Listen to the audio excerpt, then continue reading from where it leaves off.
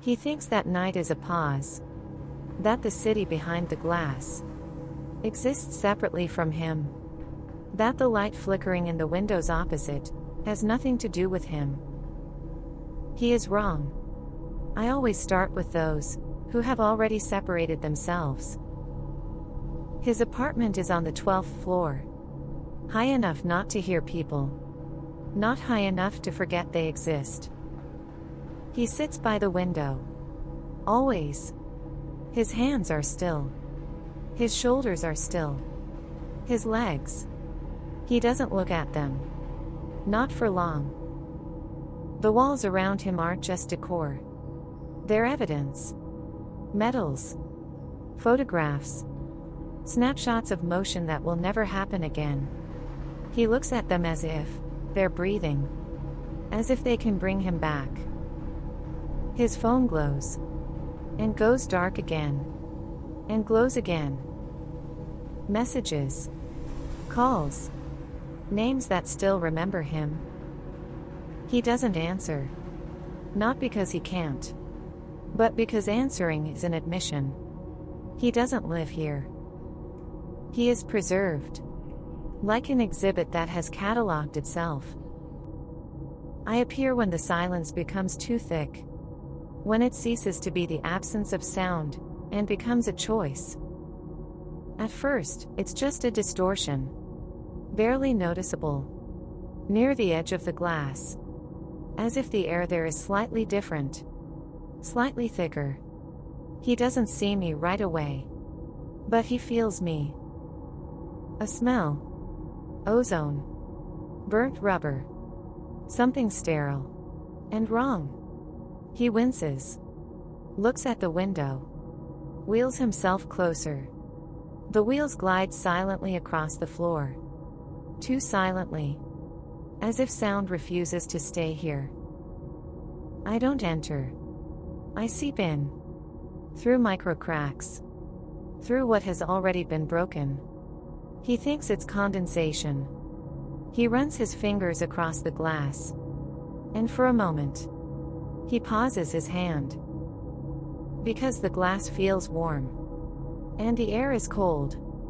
I grow thicker. Slowly. Without rushing. I'm never in a hurry. He returns to the room. To the walls. To himself. To what was. He looks at the photo. At the body in motion. At himself, before. His lips move. But there is no sound. I listen even to what is left unsaid. The room begins to change. Barely noticeable. The walls, a little farther away. The shadows, a little longer. The distances, not quite right. He doesn't realize it right away. He just looks longer than usual. I breathe. And the space breathes with me. He approaches the window again. But the city is no longer quite a city. The lights lag behind. The movement is out of sync. As if someone is replaying reality, with a delay. He touches the glass. And this time, he doesn't pull his hand away. Because the reflection doesn't mirror his movement. I become visible. Not completely. Not right away. First, like a haze. Then, like a presence. Then, like a form. And inside me, there is him. The first silhouette appears behind him. Light. Luminous. Faceless. He's running. The second, a little further. Smooth. Precise. He's dancing. The third, with his arms raised. Frozen in the moment of victory. He doesn't see them right away. But he feels them.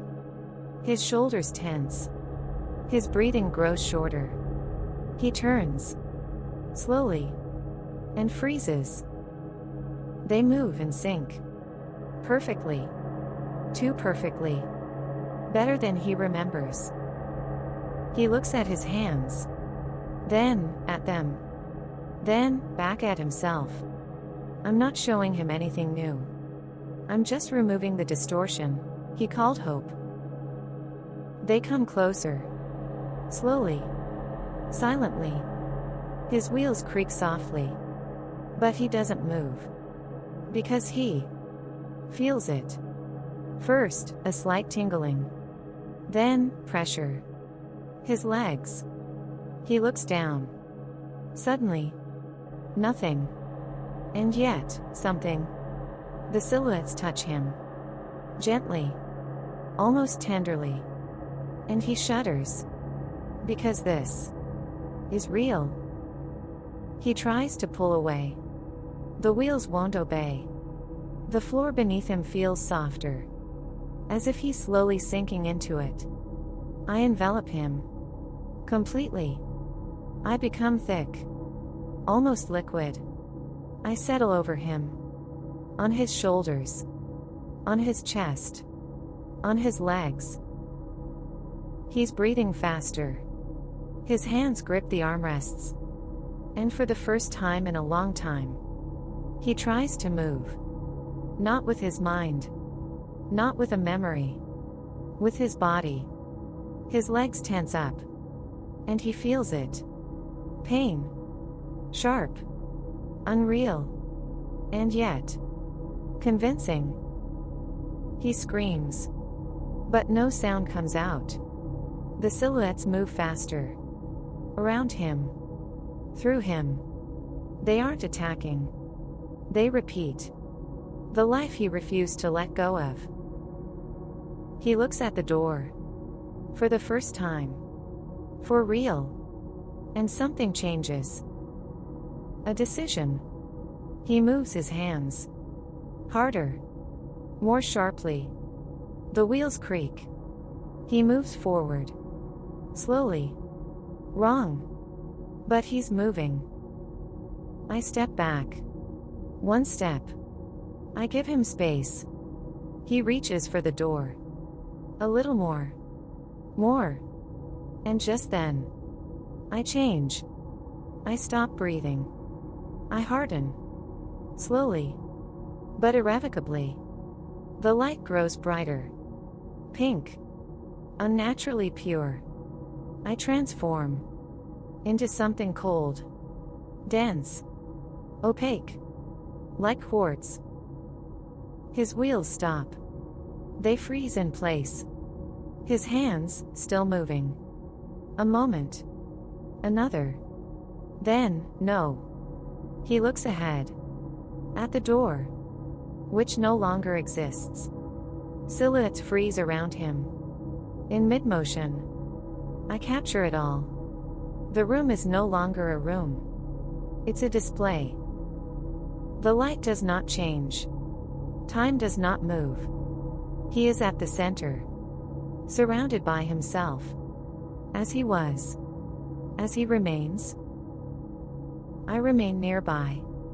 As always. And only now. He sees. Not me. Himself. Without the illusion of movement.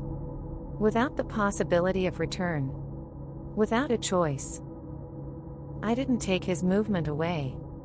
I merely made his stillness final.